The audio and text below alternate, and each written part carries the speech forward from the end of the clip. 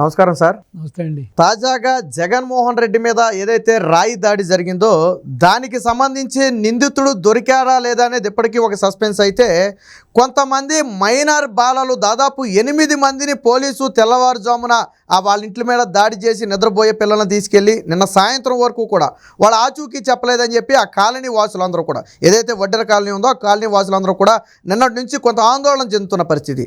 అంటే అసలు నిందితుడిని పట్టుకోలేక ఎవరో ఒకరి మీద నెపనెట్టి ఈ కేసును క్లోజ్ చేసే ప్రయత్నం జరుగుతుందా? డెఫినెట్గా అండి.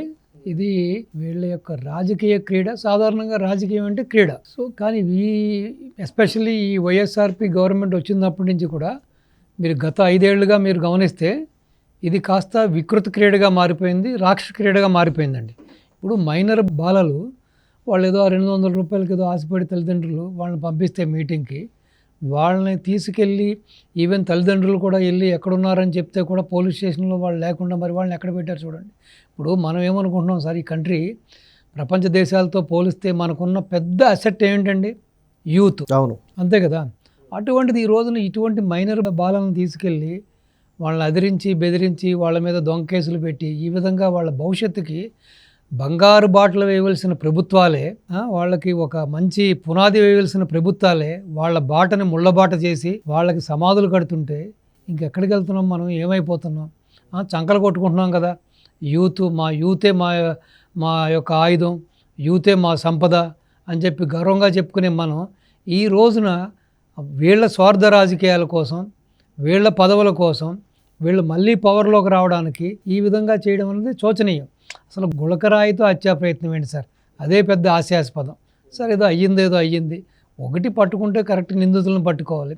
ఆ పసిపిల్లలు ఏం చేశారు సార్? ఇది చాలా నీచం అండి. అంటే రహస్యంగా తీసుకెళ్ళి విచారించాల్సిన అవసరం ఉందంటారా? అందులోనూ వాళ్ళు మైనర్, ఒక రకంగా ఏంటంటే కొద్దిగా భయభ్రాంతులకు గురవుతారు, వాళ్ళకి బయట ప్రపంచం పెద్దగా తెలియదు.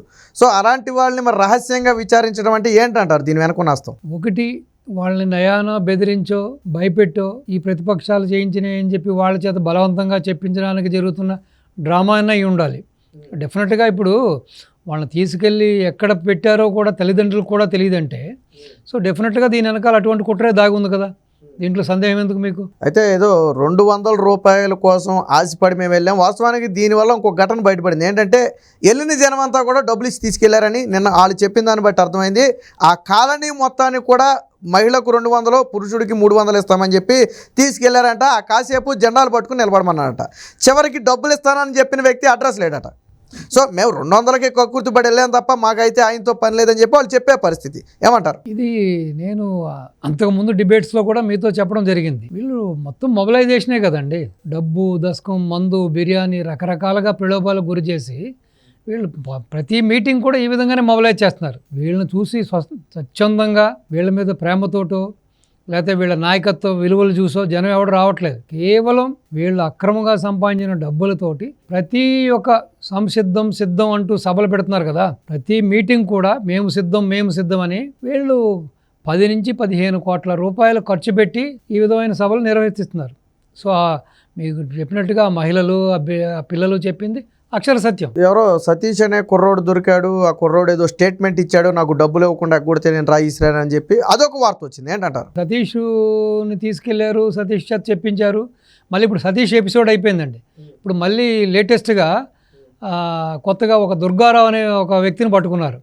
అతను ఏదో బోండా ఉమ అనుచరుడని, బోండా ఉమ అనుంగు శిష్యుడని, సో ఆ బోండా ఉమ డైరెక్షన్లో చేసిందని ఏదో విధంగా ఈ నెపం టీడీపీ మీద గెట్టడానికి, ఇప్పుడు బోండా ఉమ్మని బలిపశువుని చేయడానికి మళ్ళీ రకరకాలుగా కుయుత్తులు పన్నుతూ ఉన్నారు వీళ్ళు. అంటే మరి ఏంటంటారు? ప్రజలకి నిజం తెలిసే అవకాశం లేదా? అసలు దాడి చేసింది ఎవరనేది ప్రజలకి నిజం తెలిసింది, ప్రజలంతా గమనించారు. ఇది నవ్వులు పాలయ్యారు. ఎస్పెషల్లీ జగన్మోహన్ రెడ్డి గారు ఒక జోకర్గా మిగిలిపోయాడు ఆయన. ఇది మొత్తం ఎంటైర్ స్టేట్లో. సో ఐపాక్ టీంని పిలిచి ఐపాక్ టీంకి చివాట్లు పెట్టడం కూడా జరిగింది ఆయన. సో మీరు చేసిన పనికి మీరు నన్ను ప్రొజెక్ట్ చేశారని చెప్పడం జరిగింది. సో ఐపాక్ టీం మళ్ళీ ఒక కొత్త నాటకానికి తెరలేపారు. కాసేపు సతీష్ అంటున్నారు, కాసేపు దుర్గారావు అంటున్నారు, కాసేపు వాళ్ళు అంటున్నారు, వీళ్ళు అంటున్నారు. ఇది కేవలం సార్ ఒకటి చెప్పుకోండి సార్, కాస్తో కూస్తో విజ్ఞత ఉన్న నాయకుడు చంద్రబాబు నాయుడు గారు అనే వ్యక్తి ఈ హత్యా రాజకీయాలు కానీ ఇటువంటి చిల్లర రాజకీయాలు కానీ చాలా దూరంగా ఉంటారండి ఆయన. అసలు ఇటువంటి ప్రోత్సహించరు, సో అటు ప్రోత్సహించే వ్యక్తి కూడా కాదు. అదేవిధంగా నాయకులు కూడా ఆయనకి తెలియకుండా ఇటువంటి డ్రాస్టిక్ డిసిషన్స్ కానీ ఇటువంటి విపరీతమైన ఆలోచనలు చేసే ప్రసక్తే లేదు. ఎలక్షన్ దగ్గర పెట్టుకొని పట్టుమని ఎలక్షన్ ఇంకా నెల రోజులు కూడా లేదు. సో ఇటువంటి పని ఎవ్వరు కూడా చేయరు. ఇది కేవలం కోడికత్తి నెంబర్ 2. ఇది కోడికత్తి చేశారు, అది ఫెయిల్ అయింది, పెద్దగా ప్రజల్లో ఆదరణ రాలేదని చెప్పి సొంత బాబాయినే లేపేసి ఆ విధంగా రాజకీయ లబ్ధి పొందారు. తండ్రి చనిపోయినప్పుడు తండ్రి శవాన్ని దగ్గర పెట్టుకుని సీఎం అవ్వాలని చెప్పి శవరాజకీయం చేశారు. సో ఇప్పుడు ఇది ఒక గులకరాయితో మరొక ప్రయత్నం చేస్తూ ఉన్నారు. సో ప్రజల్లో వస్తున్న వ్యతిరేకతని ప్లస్ ప్రతిపక్షాలకి కూటమి పార్టీలకి వస్తున్న ఆదరణను చూసి ఏ విధంగానైనా సరే ఈ పబ్లిక్ని ప్రజల్ని డైవర్ట్ చేయడానికి వీళ్ళ దృష్టి మరల్చడానికి చేస్తున్న మరొక కుట్ల యత్నం. దీంట్లో ఎటువంటి సందేహం లేదు. ప్రజలు నమ్ముతున్నారంటారా జగన్మోహన్ రెడ్డి ఇదంటే ఈ డ్రామాలు అనుకుంటున్నారా లేదా నిజం అనుకుంటున్నారా? ఇది పెద్ద డ్రామా అనుకుంటున్నారండి. ఎందుకంటే ఆల్రెడీ కోడికత్తి చూశారు, కోడికత్తి ఫెయిల్ అయింది, చివరి కోడికత్తి రిజల్ట్ ఏం వచ్చిందో చూశారు. సో బాబాయిది చంద్రబాబు నాయుడు గారి మీద నెపం వేశారు, ఆదినారాయణ రెడ్డి గారి మీద నెపం వేశారు, బీటెక్ రవి గారి మీద నెపం వేశారు, ఈవెన్ సొంత బాబాయిని కూడా క్యారెక్టర్ అసెషన్ చేశారు, సొంత చెల్లాయిలను కూడా క్యారెక్టర్ అసెషన్ చేశారు. ఆయనకి ఏదో వేరే సెటప్ ఉందనో వేరే ఎవరితో అక్రమ సంబంధం ఉన్నో దాని వాళ్ళని చంపారని ఎన్నో రకరకాలుగా వీళ్ళు దీన్ని మలుపుల మీద మలుపులు తిప్పారు. చివరికి అది బెడిసి కొట్టడంతో ఇప్పుడు మళ్ళీ కొత్తగా ఈ గులకరాయితో నాటకం మొదలుపెట్టారు. ఇది కేవలం నాటకమే సార్, ఇది బూటకమే. ప్రజలు ఎవ్వరూ విశ్వసించట్లేదు. మైనర్లను తీసుకెళ్ళి వాళ్ళ భవిష్యత్తుని పాడు చేయడం కాబట్టి ఇది దుర్మార్గం కదా సార్. మరి ఆయన బ్యాండేజ్ ఏమో ఎంత బ్యాండేజ్ చేసి తిరుగుతున్నాడు తలకి సార్. ఇవాళ బ్యాండేజ్ వేసాడు, రేపు మొత్తం తలంతా కట్టుకడతారు, ఆ తర్వాత మొత్తం బాడీ అంతా కట్టుకడతారు. దీంట్లో ఆశ్చర్యపడవలసింది ఏమీ లేదు. మీరు చూడండి, ఇంకా ఎన్నో చిత్ర విచిత్రాలు మన గజకర్ణ, గోకర్ణ, టక్కు, టమారా, విద్యలు ఎన్నో చూడవలసి ఉంటుంది. మనం చూస్తాం కూడా. మనం